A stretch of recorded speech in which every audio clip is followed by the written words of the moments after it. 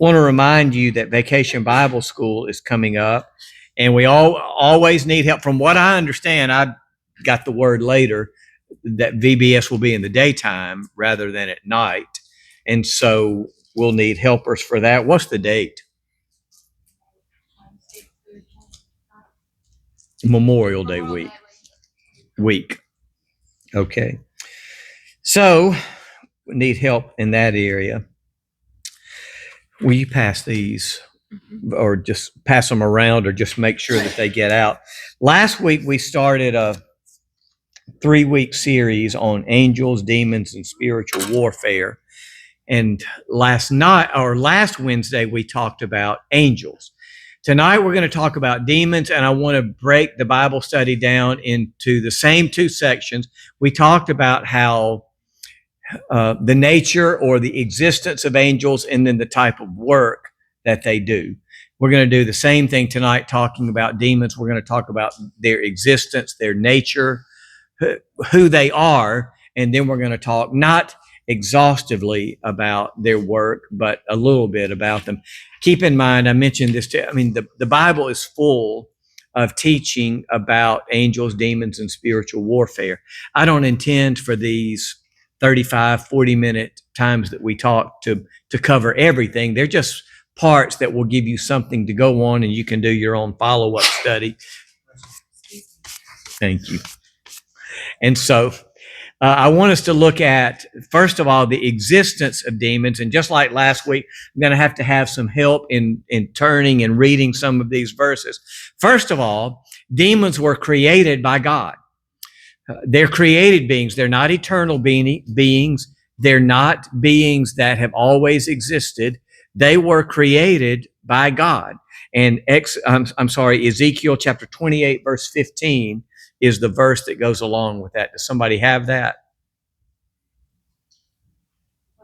Ezekiel 28, 15.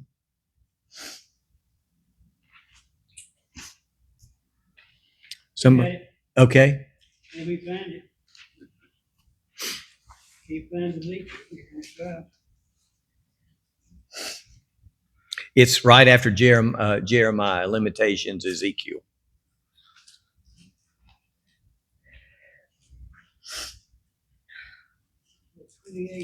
28:15.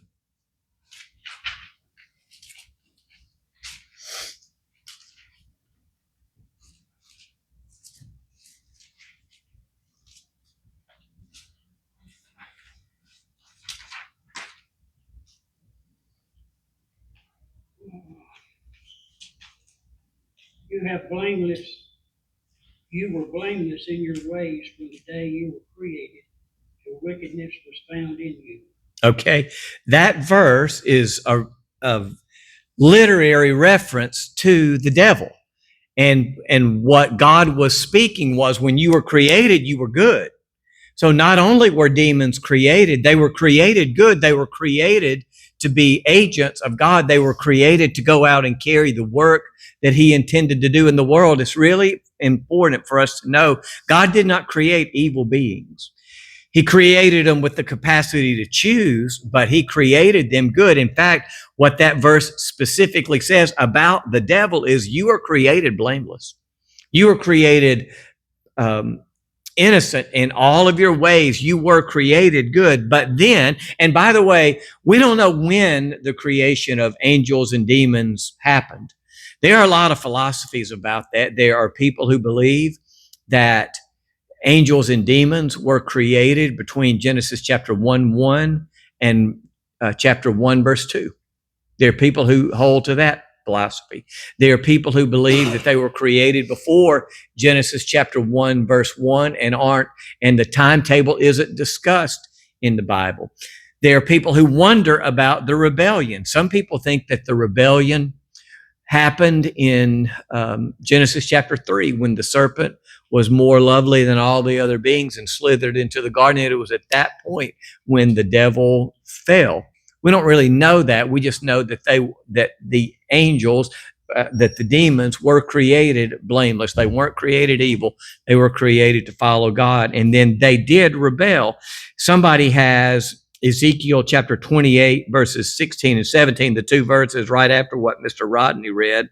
And then right after that, I want us to read Isaiah 14, 12 through 14. So who has the Ezekiel 28, 16 and 17? In the abundance of your trade, you will feel violence in your midst, and you sinned. So I cast you as a profane thing from the mountain of God, and I destroyed you, O guardian cherub, from the midst of the stones of fire. Your heart was proud because of your beauty. You corrupted your wisdom for the sake of your splendor. I cast you to the ground. I exposed you before kings to feast their eyes on you. There, the Lord speaking to the devil said, hey, you became proud. You admired your beauty. And as a result of that, you thought that you should be in charge. You didn't think that I should be in charge. You thought that you should be in charge, that you should have the say over all of the universe. And so therefore I cast you down. Who has the Isaiah 14, 12 through 14? How you are fallen from heaven, O day star, son of dawn. How you are cut down to the ground, you who laid the nations low. You said in your heart, I will ascend to heaven, above the stars of God. I will set my throne on high. I will sit on the mount of assembly, in the far reaches of the north. I will ascend above the heights, the clouds. I will make myself like the Most High. All of those, I will ascend, I will do this, I will do this, I will do this. They're all what the Lord said, Satan, that's what you said. You said, I'm going to ascend, I'm going to climb higher. And so because of that, that is why I cast you down, I cast you out. Again, the timetable, we don't really know that. The Bible doesn't say. It's a mystery to us. There are some scholars, and I tend to agree with them, that Job is the oldest book in the Bible. We tend to think Genesis because it's the record of creation, but we know that Moses wrote Genesis. Adam, Eve, they were all in existence way before Moses ever wrote down the book of Genesis. I most days agree with people that say Job is the oldest book of the Bible. And one of the reasons that they talk about that is it sets up the confrontation in the first two chapters. Is God worthy of being served? It sets up the conflict that happens every single day in every one of our lives. Are you going to serve God, or are you going to serve the devil? And there are some people who think that in fact, I'm fixing to get off in the weeds here, but if you look in what goes on in Job chapters 1 and 2, the devil has access to God. He's roaming around, he's walking, and the Lord asks him, well, what have you done today? And the devil says, well, I've been going to and fro throughout the earth. And the Lord said, well, what about Job? It's a mysterious part of how does the devil, if he has sinned and rebelled, how does he have such free access to God? So maybe he had not fallen. We don't really know that. So what I'm telling you is anybody that says, well, then this is when it happened, they don't know, because the Bible isn't clear about that. We know that they were created good. God specifically said demons were created to be angels, and they were created good, but they rebelled. Well, then that leads us to the next idea: how many of them rebelled? What the Bible tells us, if we interpret it, if we're interpreting this verse correctly, the Bible tells us that 1/3 of all the angels fell. Who has Revelation chapter 12? Verse 4 and verse 9.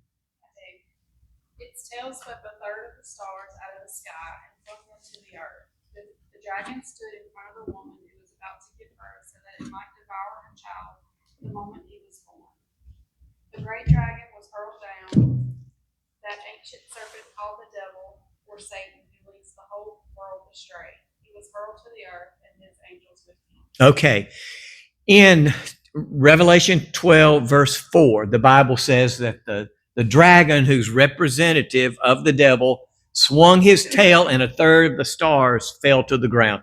That's figurative language. You're not talking about the Big Dipper stars and all of the other constellations, not talking about the physical stars that are out there in the sky that we look at night. It's a metaphor. It says when he swung his tail, a third of the stars fell to the ground. Well, then verse 9 gives us some more clarity that says that's when the devil and his angels fell. And so a third of the angels, we don't know how many God created, 1 million, 10 million. We do know that several times there are references to 10,000 times 10,000. We don't know how many angelic beings God created, but we do know that a third of them said, we're going with Satan, or at that time, Lucifer. We're going with him. We think he's going to be victorious in this battle, so we're going with him. And then they rebelled with him. Next thing I want you to see is that some of the demons are free and they are roaming, but some of them already are imprisoned. Who has Ephesians chapter 6, verses 11 and 12? Put on the full armor of God so that you can take your stand against the devil's schemes. For our struggle is not against flesh and blood, but against the rulers, against the authorities, against the powers of the dark world, and against the spiritual forces of evil in the heavenly realms. Paul said, look, we are in a cosmic clash. We're fighting for what is good and right. But there are demons out there, Dustin. This is what I was talking about at supper, the hierarchy. Wes, it's rulers, authorities, powers, spiritual forces. Is that what it was? I messed you up. Rulers, authorities, powers of the dark world, and against spiritual forces of evil in the heavenly realms. Okay. All of the commentaries agree that these are not synonyms for each other, where you are saying things like, well, that's my son, that's my boy, that's my pride. They're talking about a hierarchy, that Satan is at the top of this evil world, and then the rulers might be the generals, and then the authorities and the powers and the spiritual forces. There's a hierarchy of various responsibilities that they carry out. And some of them, Paul said, are free. They're out there roaming. They're trying to oppose what we do, which we're going to look at in just a little bit. They are out there roaming free. But some of the demons are so utterly corrupt and wicked that God said, I'm imprisoning them already. They don't get to roam. They're already held in prison, and that's recorded for us in Jude verse 6. Jude's only got one chapter, so it's just one verse, Jude 6. I got it too, I guess. Okay.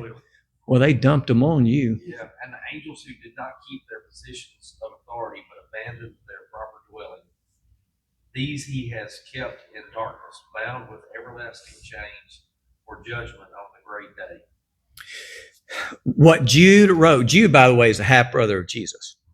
And so he wrote, some of the demons are so utterly corrupt, wicked, and evil that God does not allow them to roam. He said, you are already imprisoned. You're bound, you're held in captivity until the day of judgment.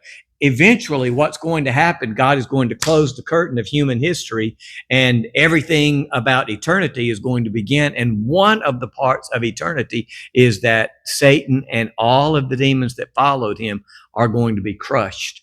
Some of them right now do have the freedom to roam. One day they won't, but some of them already are in that fate. They are held and bound. And you might be thinking, man, with all of the wickedness that is in the world, I mean, I want you to think about the depravity, the awful things that you see. Think how much worse it would be if those demons were let go. Where is it that it says, oh yeah, it was when the demons, like Jesus was going to cast the demons out, and they said, please don't put. I'm coming to that. Okay. I'm coming to that. Some of the Bible scholars have speculated, what could these demons do that was so evil and wicked that God already condemned them. And we don't know. This is just speculation. But some of the commentaries say that Jude 6 is linked to Genesis chapter 6. There's a really confusing passage that said, and the sons of God saw that the daughters of men were beautiful, and they mated with them, and this nation of giants came. Now, I don't know how to explain that. I don't know anybody that deals with that not that amount. What are they called? The giants. Yeah, the Nephilim. Yeah, the Nephilim. That's what that. I'm not going to get into explaining that, but I will just say that there are some people who say, "Oh yeah, those demons are the ones that committed these acts." But that is interesting if that is the case, and it may be right. They may be exactly right, but it is interesting if that is the case that they're called the sons of God. And some people say, well, then that's when they fell. They were created good and they didn't fall until Genesis. I don't know. But they link Jude 6 and Genesis chapter 6. The next thing I want to say is what Jennifer was alluding to. Some demons are more wicked than others. Who has Luke chapter 11, verse 26? And then it goes and takes 7 other spirits more wicked than itself. They go in and live there. And the final condition of that person is worse than the first. All right. Jesus told a parable, and he said there was a man who had a house, and a demon was in the house.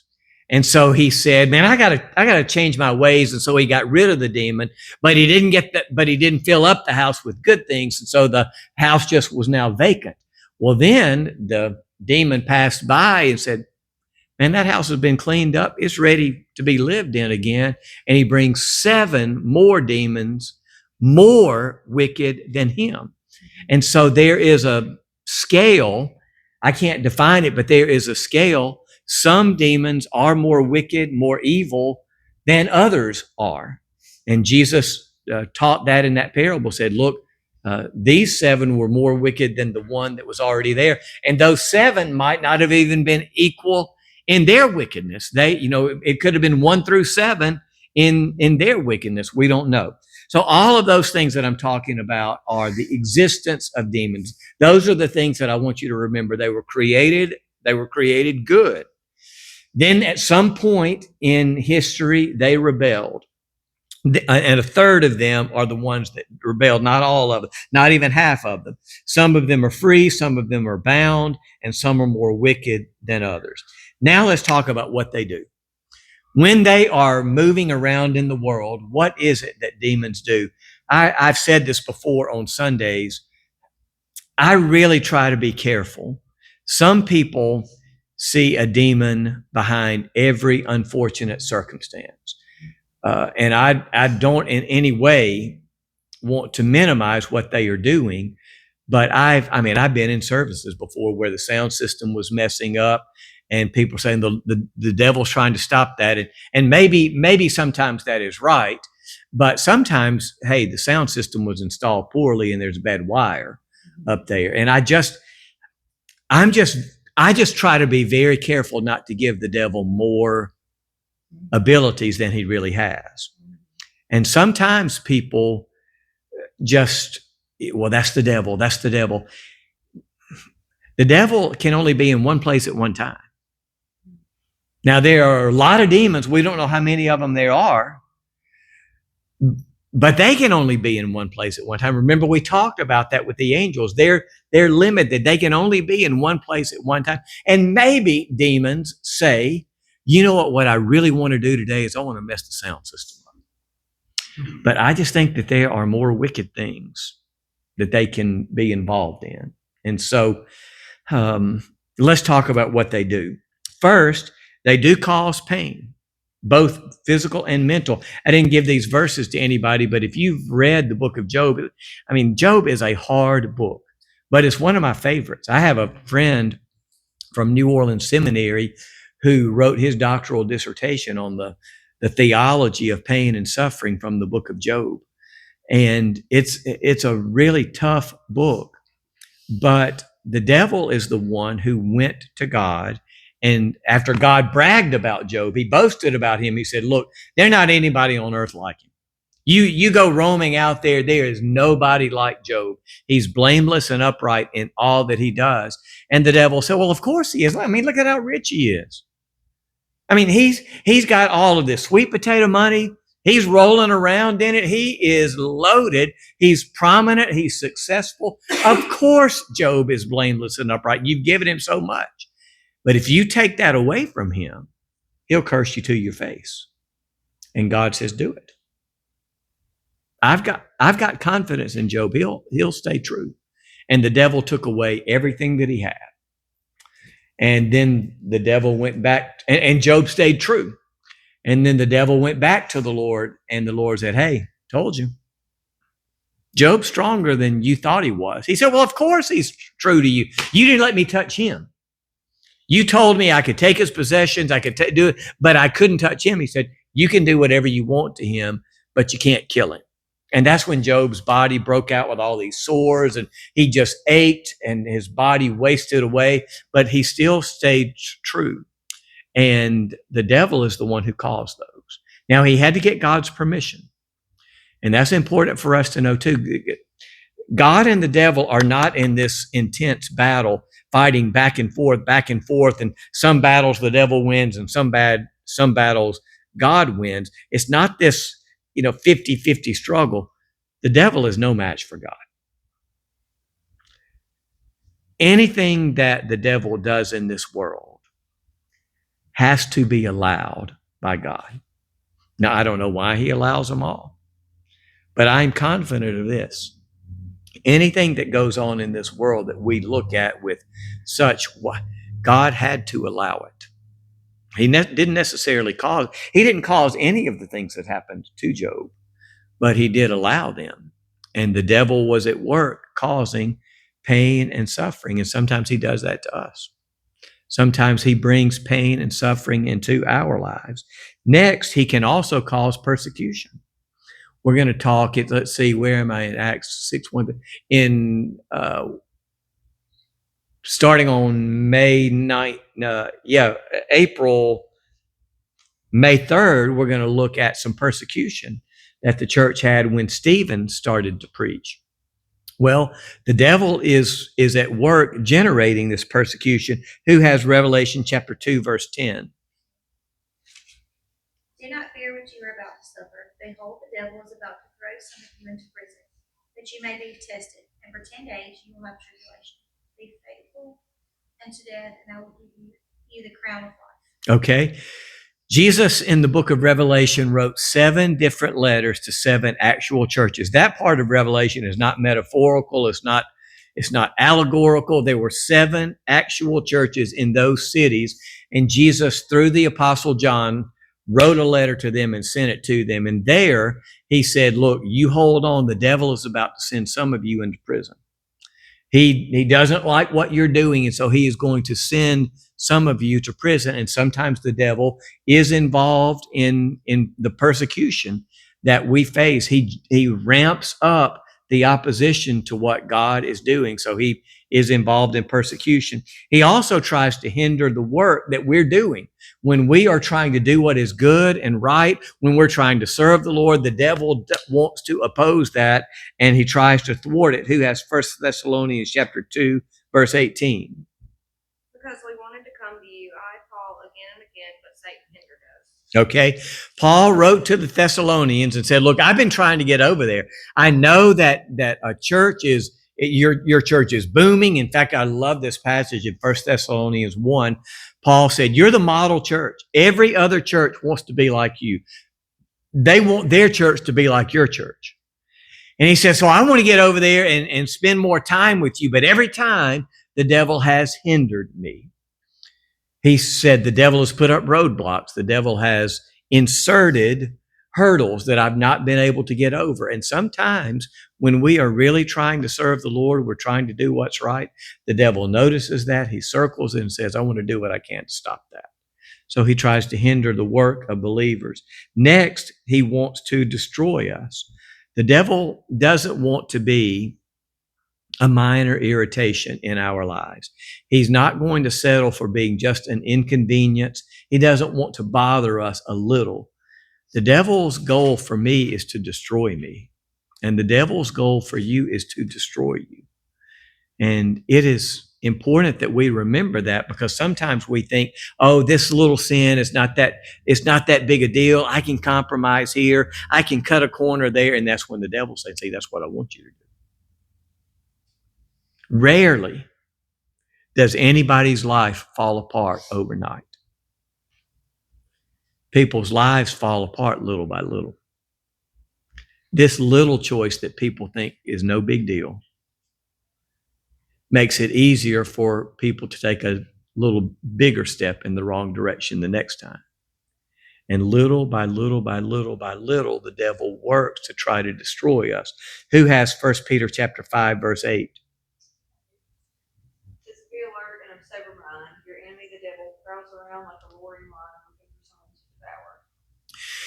to devour. Peter maybe was thinking about the night that he betrayed Jesus, or that he denied Jesus. Remember, ahead of time, Jesus told Peter, you're going to deny me 3 times. Peter said, no way. Now, these other disciples, they don't love you the way that I do. And they may run away from you. They may leave you. Not me. If I have to die with you. And Jesus said, before the rooster crows tomorrow morning, you are going to deny knowing me 3 times. And Peter was not watchful. He was not alert.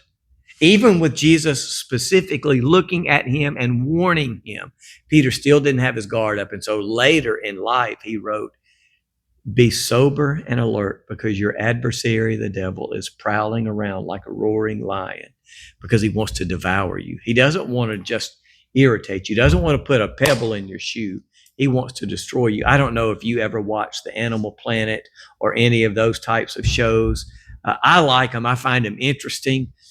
Whenever they have these shows about the big cats, when a lion goes hunting, he doesn't crouch in the tall grass and then see some little gazelles or wildebeests, whatever they are out there. And typically what they do is they wait for a young one.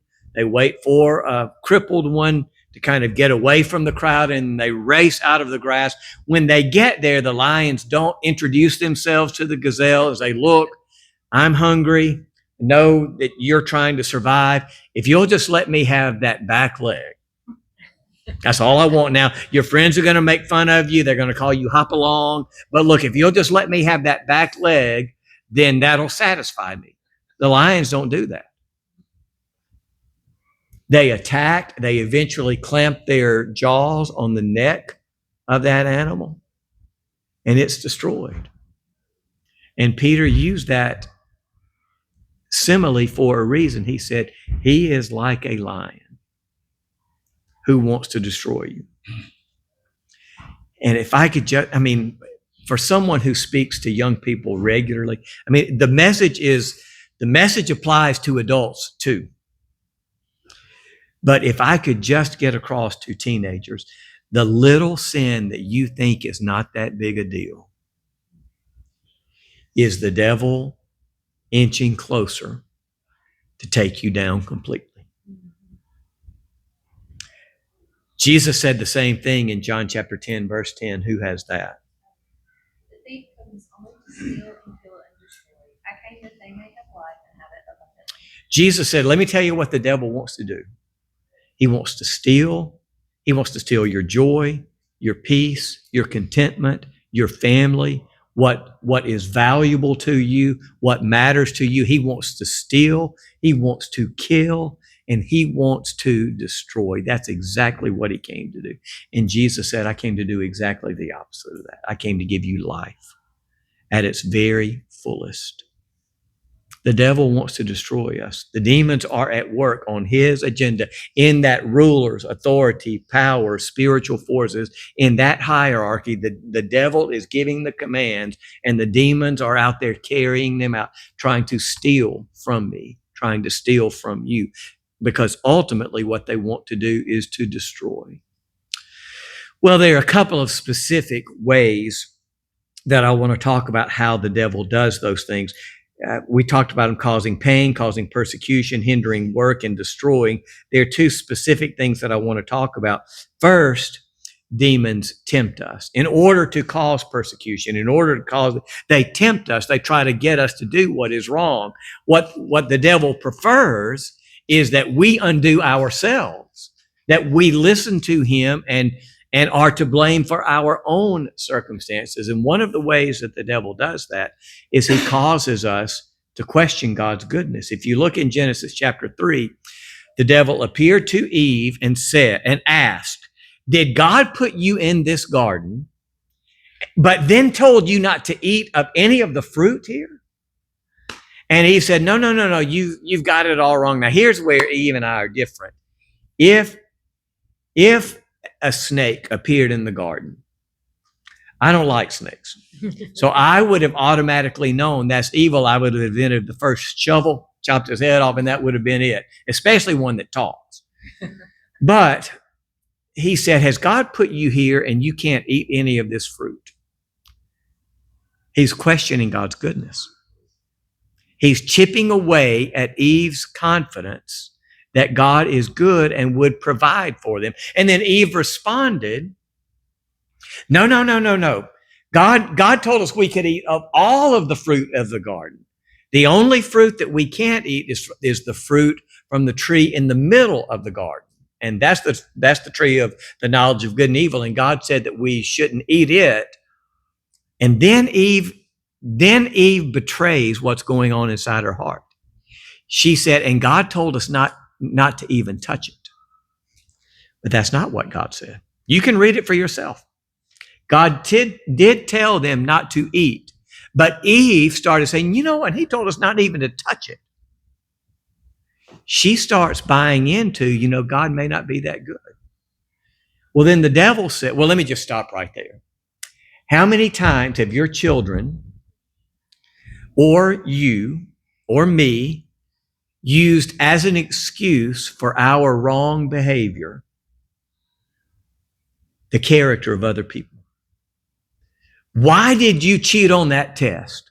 Because that teacher's so hard. Why did you say, well, because she deserved it? And that's what the devil was trying to get Eve to believe. He was trying to get Eve to believe God deserved to be betrayed. He is holding out on you.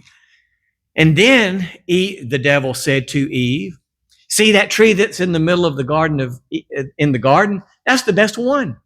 If you eat of that fruit, then your eyes are going to be open. You're going to know the difference between good and evil. You don't need God anymore. You will be God.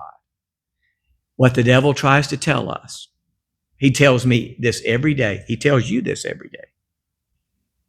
If you'll do things my way instead of God's way, life will be better. That's exactly what he says. If you will cut the corner, if you will do life my way instead of God's way is way too hard. If you'll do my life by lying, cheating, lusting, whatever, life will be better for you if you'll just do it my way. So when he tempts us, he tries to raise doubts about God's goodness. Think about this. If we believed, if we had faith that God would always take care of us, he would always make things right, we would never have to take a shortcut. The reason we sin is because we think the devil is right. Doing things his way is better than God's way. That's why we do it. That's why we lie. That's why we cheat. That's why we do whatever, because the devil tells us God's way is too hard. You do things my way, and you just watch and see if it doesn't turn out better. And the devil always lies. Not a person in this room has ever met Eve. The devil told her she wouldn't die. God said, if you eat the fruit, you're going to die. And do you know why nobody in this room's ever met Eve? Because she died. Because God told the truth and the devil lied. He tries to tempt us by undermining confidence in God's goodness, but then he tries to deceive us in the temptation. Does somebody have 2 Corinthians 11:14? 14. Mm-hmm.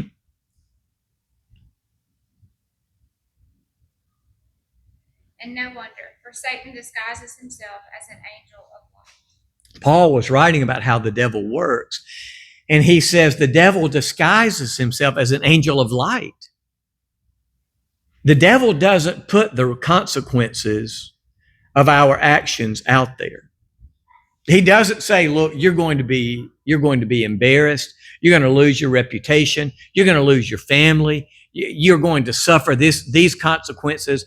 The devil paints all temptation just like he did in Genesis chapter 3. You're not going to die. It's exactly what he did in Matthew 4 and Luke 4 when he tempted Jesus. He took Jesus to the top of the temple. He said, look, Jesus, you know that you're the Son of God. I know that you're the Son of God. But you know who doesn't know that you're the Son of God? All those people walking down the streets of Jerusalem.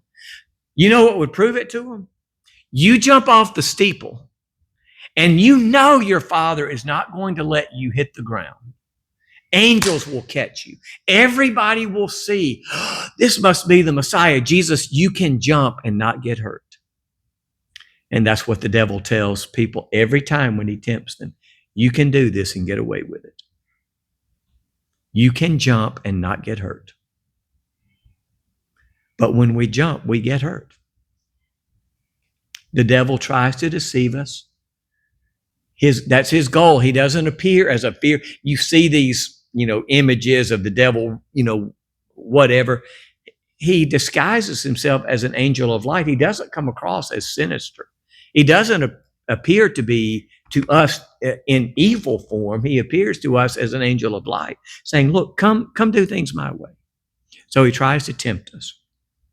But then the Bible tells us another way that he works is he tries to accuse us. Now you might wonder, well, what's the big deal about that? The devil has been successful in making people believe that they've gone so far that God will not love them. That their time being a prodigal, it has been too long. And he accuses. Who has Revelation chapter 12, verse 10? And I heard a loud voice in heaven saying, now the salvation and the power and the kingdom of our God and the authority of his Christ have come. For the accuser of our brothers has been thrown down, who accuses them day and night before our God. There, John said that Satan is the accuser of the brothers. He's the accuser of the brothers and sisters. What the devil wants to convince you and convince me is you're worthless. You're the worst Christian ever. God's incredibly disappointed with you. He's sorry that he saved you. He wishes that he didn't have anything to do with you. He is an accuser.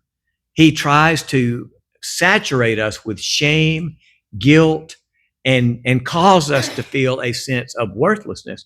I promise you this, those sayings that play themselves in our minds, those do not come from God. Now, the Holy Spirit does convict, but when the Holy Spirit convicts us of sin, he does not convict us by saying, you are a terrible Christian. He says, you lied to her. The Holy Spirit's conviction is, you lost your temper with him. He's specific. He doesn't accuse in the sense of you're a terrible person, you're worthless, you're no good, I wish I didn't have anything to do with you. That is the devil's accusing. I've shared this with you before.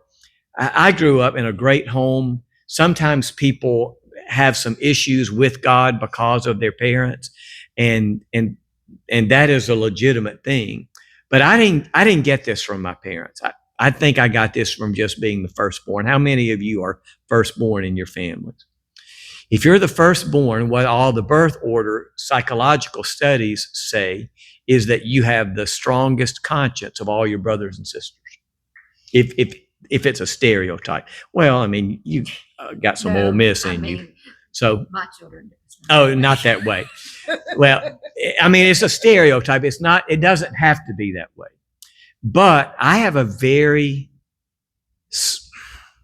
I don't know the word, I have a very tender conscience. And something that somebody else can do that might not even bother them, man, I will soak in it. And I've told you before, I have this little saying that I came up with and say to myself, because the devil will bring up, I mean, it happens all the time. Something that I did 10 years ago that I wish I hadn't done, or something that I wish I would have done 20 years ago that I didn't do. I'll start thinking about that and say, man, why didn't I do that? What's wrong with me? And I quote this sentence to myself: I'm not who I used to be. Jesus Christ is changing me. Because what the devil wants to do is to get me so low, so discouraged that I won't ever step behind that pulpit. And that's what he wants to do to you.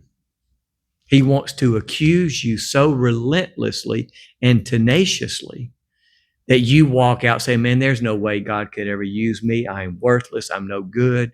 There's no way that God could do anything good in me. There's an old Bill Gaither song.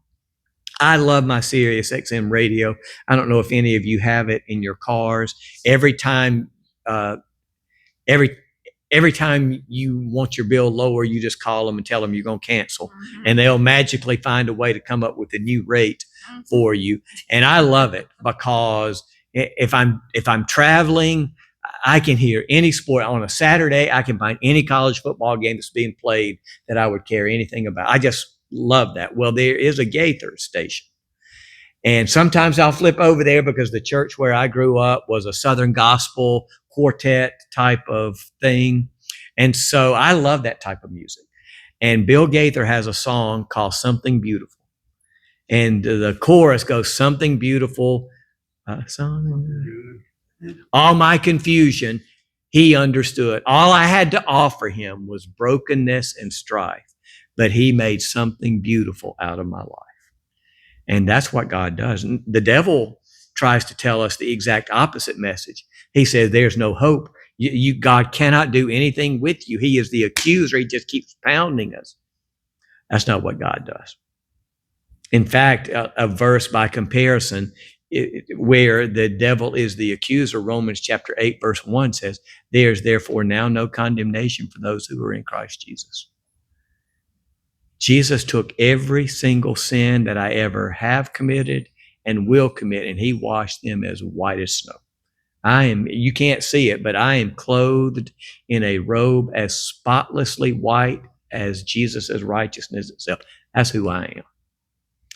And the devil wants to make us forget that, so that we get down on ourselves and just, well, there's no use even getting out of the gutter. I'm just going to come right back to it. And that's how the devil accuses, and that's how he tries to destroy us. So those are some lessons about demons tonight. Next week, we're going to talk about spiritual warfare and the clash that we are in. We know some of the players, the angels, the demons. Next week, we'll talk about how we are involved in this battle. I'll close us in a word of prayer.